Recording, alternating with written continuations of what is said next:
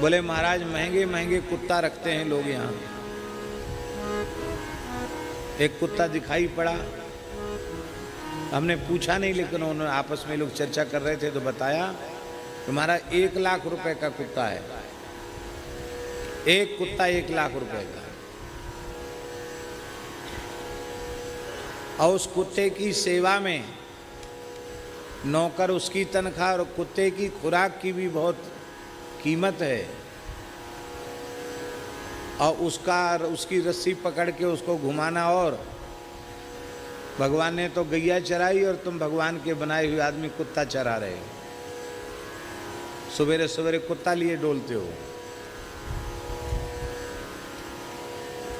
घर में कुत्ता रखोगे तो कोई सत्पुरुष आपके घर में आने वाला नहीं है।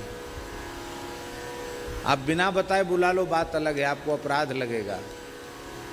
पुराणों में लिखा हुआ है, महाभारत में लिखा है, जिस घर में कुत्ता पलता है उस घर में देवता पूजा स्वीकार नहीं करते।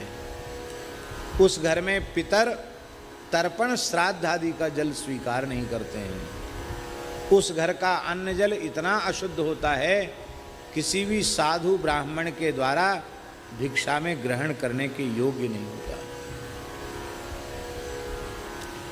यज्ञोपवीतधारी द्विजाति यदि कुत्ते का स्पर्श करते हैं तो महाभारत में लिखा है क्रोधवश नाम के दैत्य उसके संपूर्ण पुण्यों का नाश कर देते हैं, उसके पुण्य नष्ट हो जाते हैं। भारतवर्ष के महान संत पूज्यपाद श्री डोंगरे जी महाराज कहते थे, जब ब्राह्मण, ध्यान से सुनो, जब ब्राह्मण के घर में बालक जन्म लेता है तो देवता थर थर कांपते हैं, इंद्रादि देवता। ये ब्राह्मण का बालक है, पता नहीं कितनी कठोर तपस्या करके हमको भी रहना मुश्किल कर देगा अपने लोकों में, इतना तेजस्वी हो जाएगा। डरते हैं ब्राह्मण बालक से देवराज इंद्र भी। और जब वो ब्राह्मण का बालक कुतिया के पिल्लों को गोद में लेके घूमने लग जाता है तो इंद्र निर्भय हो जाते, बस अब कोई बात नहीं, अब चाहे जितने एक माला फेरे तपस्या करे, अब स्वर्ग पर शासन तो नहीं कर सकता।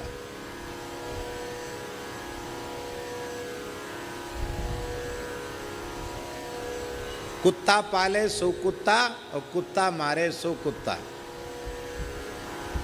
पुरानी कहावत है, हमारी कहावत थोड़ी है, हमने तो बनाई नहीं।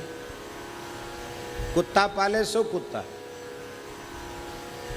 आप कहें कुत्ता पाले सो कुत्ता क्यों?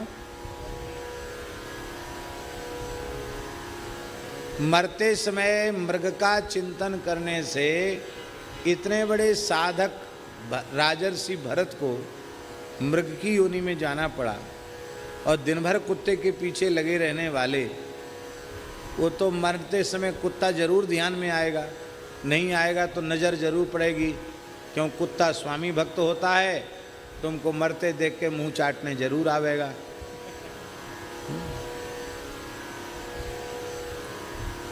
तो कुत्ता पालोगे तो मरते समय कुत्ते का चिंतन होने से कुत्ता बनना पड़ेगा।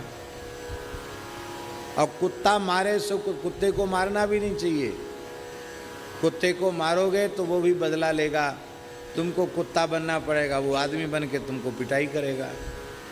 इसलिए न कुत्ता मारो न कुत्ता पालो, कुत्ते को टुकड़ा जरूर दो, पहली रोटी गाय की और आखिरी रोटी कुत्ते की।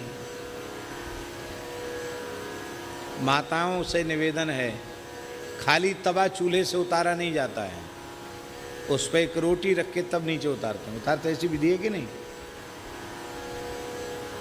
आजकल की पढ़ी लिखी माताएं नहीं जानती है, खाली तवा को उतारा नहीं जाता है, उस पर एक आखिरी बचे हुए परोथिन सहित मोटी रोटी बनाई जाती है और रोटी के सहित तवा को नीचे उतारा जाता है। अकेले तवा उतारने से दोष लगता है। वो आखिरी रोटी किसके लिए? कुत्ते के लिए। बाहर जो बेचारे कुत्ते हैं उनका कहाँ कुछ, दुकान तो खुली नहीं कुत्तों के लिए कि पैसा दे के मिठाई ले आवें, उनको तो वही टुकड़ा उनको मिलना। कुत्ते का टुकड़ा जरूर देना। पर कुत्ते का स्पर्श करना, कुत्ते को पालना, ये धर्म शास्त्र में निषिद्ध है, नहीं पालना चाहिए। कई साल पुरानी बात है, जयपुर में एक मूर्ति वाले के यहाँ हम गए, बड़े प्रसिद्ध मूर्तिकार, नाम हम नहीं लेंगे उनके मूर्ति भंडार का क्योंकि वो दूसरी बात है। तो वहाँ जाकर हमने देखा इतनी सुंदर कुत्ते की काले पत्थर की मूर्ति बनी हुई, और एक नहीं कई, बड़ा छोटा छोटा,